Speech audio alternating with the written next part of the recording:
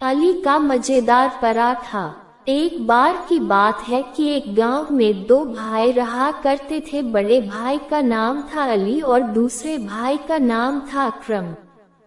दोनों भाई अपने स्वभाव के कारण एक दूसरे के बिल्कुल विपरीत थे। बड़ा भाई अली हलवे पराठे की ठेली लगाता था। इसी तरह दूसरा छोटा भाई अकरम एक नंबर का आलसी था और कोई काम धंधा नहीं करता था। अकरम बस जल्द से जल्द अमीर बनने के सपने देखा करता था। एक बार की बात है कि छोटा भाई अकरम अपनी भाभी के लिए सूट लेकर आया। अकरम ने सूट भाभी को दिया जो अकरम की भाभी को बहुत पसंद आया। सूट देखकर अकरम की भाभी ने कहा, अरे अकरम, तू तो कुछ कमाता भी नहीं है, फिर तेरे पास इतने पैसे कहाँ से आए? अकरम बोला, भाभी जान, आप यह सब मत पूछा करो, मैं तो सिर्फ जुगाड़ करता हूँ और इन जुगाड़ से मैं बहुत ही जल्दी अमीर बन जाऊंगा।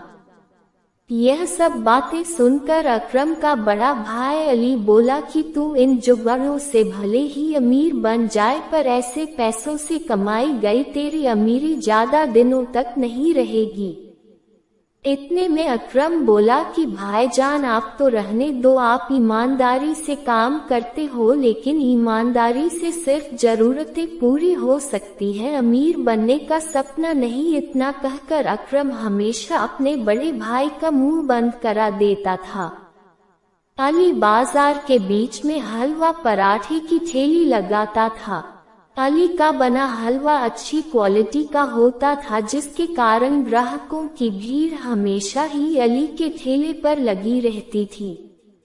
लोगों को अली का बनाया हलवा इतना पसंद आता था कि लोग हलवा पैक कराकर अपने घर भी ले जाया करते थे।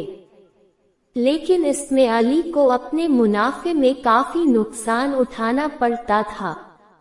एक बार जब अली ने अपने पूरे महीने का हिसाब अपनी पत्नी फातिमा को दिया तो अली की पत्नी फातिमा ने कहा कि इस बार का मुनाफे का हिसाब पिछले महीने के हिसाब से कम है। इस पर अली की पत्नी फातिमा बोली कि ऐसे तो हमारा गुजारा नहीं चल पाएगा। तब अली बोला कि इस महीने तेल के दाम बढ़ चुके हैं, इसलिए मुनाफा थोड़ा कम हुआ है। यह सुनकर फातिमा बोली कि आप भी अपने हलवे और पराठे के दाम बढ़ा दीजिए, अच्छा मुनाफा होगा। इस पर अली बोला कि नहीं फातिमा, मैं ऐसा नहीं कर सकता, अगर मैं ऐसा करता हूँ तो ज्यादा लोग मेरा बना हुआ हलवा नहीं खरीद पाएंगे। इसके बाद फातिमा ने कहा कि जैसा आप ठीक समझें। अली और फातिमा की यह बातें अली का छोटा भाई अकरम सुन रहा था। एक दिन की बात है कि फातिमा को एक फोन आता है। फोन पर बात करते ही वह रोने लगती है। जब अली फातिमा को देखता है कि फातिमा रो रही है तो वह पूछता है कि क्या हुआ फातिमा, क्यों रो रही हो? फातिमा बताती है कि मेरी चाची अब इस दुनिया में नहीं रही, उनका इंतकाल हो चुका है।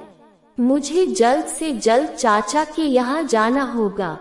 यह सुनकर अली बोलता है, रो मत फातिमा, मैं भी तुम्हारे साथ चाचा के यहाँ चलता हूँ। इसके बाद अली अपने भाई अकरम से कहता है कि जब तक मैं नहीं आता तब तक तुम हलवे पराठे की ठेली लगाना और देखना कि मेरे ग्राहकों को कोई तकलीफ नहीं होनी चाहिए। याद रखना कि मैं हलवा बनाने के लिए दुकान से महंगा और अच्छी गुणवत्ता का सामान खरीदता हूँ, तुम सस्ते के चक्कर में मत पड़ना। इतना कहकर अली चला जाता है। इसके बाद अकरम हलवे पराठे की ठेली लगना शुरू कर देता है।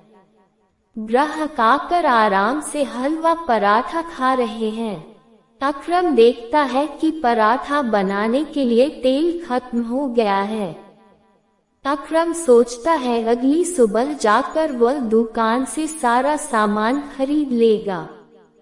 अगली सुबह जब अकरम सामान लेने दुकान जाता है तो वह यह सोचकर सस्ता तेल ले लेता है कि यह कौन सा उसके घर में उपयोग होने वाला है। रोज की तरह लोग ठेले पर आकर हलवा पराठा खाने लगते हैं, लेकिन कुछ देर बाद दो ग्राहक आते हैं। हमने तुम्हारे यहाँ से हलवा खाया था और हमारी तबीयत खराब हो गई।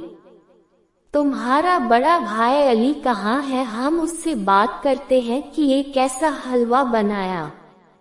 यह सुनकर अकरम डर जाता है क्योंकि वह कई दिनों से सस्ता और मिलावटी तेल में बना हलवा पराठा बेच रहा था। यह बात जब अली को पता चलती है तो वह अकरम को बहुत डांटता है और अकरम से कहता है कि वह लोगों से माफी मांगे। अकरम को अपनी गलती का एहसास जाता है और लोगों से माफी मांगते हुए कहता है कि वह आगे से ऐसा नहीं, उसे अपने किए पर बहुत पछतावा है। कहानी की सीख।